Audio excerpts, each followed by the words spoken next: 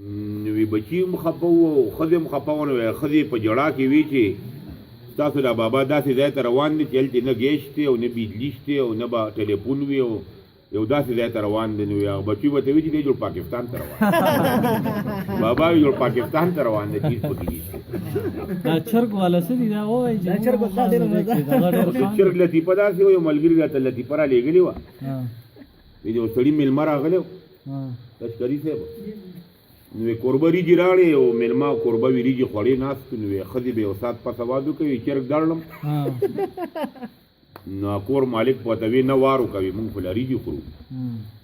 نو بیا یو ساعت پس اواز وکوي چرګ دړلم ده ورته وی نه چې دی ریجې بس کړې نو دا چرګ راړه دا مېلمه خو په دې تمه چې دی چرګ راړي زه به هډوکي خورم نو هغې ترخ کې چرګ ژوندی نیولې او راوسته نو دې مېلمه ته تپوس وکړي دی چې وی چرګ دړلم نو دا چرګ یې راړه که نه وی ده سره څه کوي دا چې دا کمې ریجې توی شوي دا راټولوي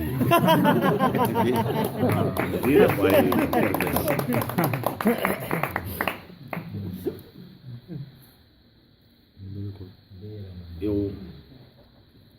دوه کسان غر ته تلي یو ترې راورغړل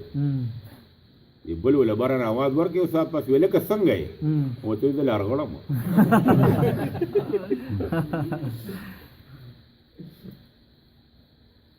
یو سړي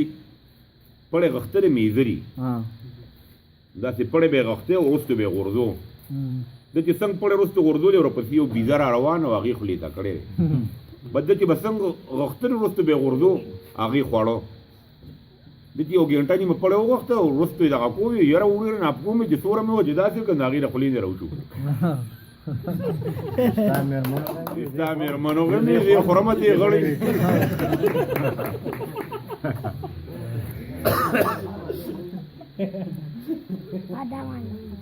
یو دوه نشیان ناست و یو ورته وي ګوره څومره وخت وشوي زه لا خپله خپه ګرومه وي دا نه ګرېږي او بل ورته وي ګوره څومره وخت وشي زه لا خپله خپه نه ګرومه وي دا ګرېږي هغه لې خپه ګروله بل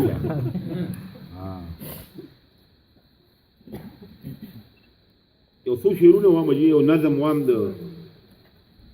توجه غواړم ستاسو د ټولو کتونکي به هم واوري ماسټر شیر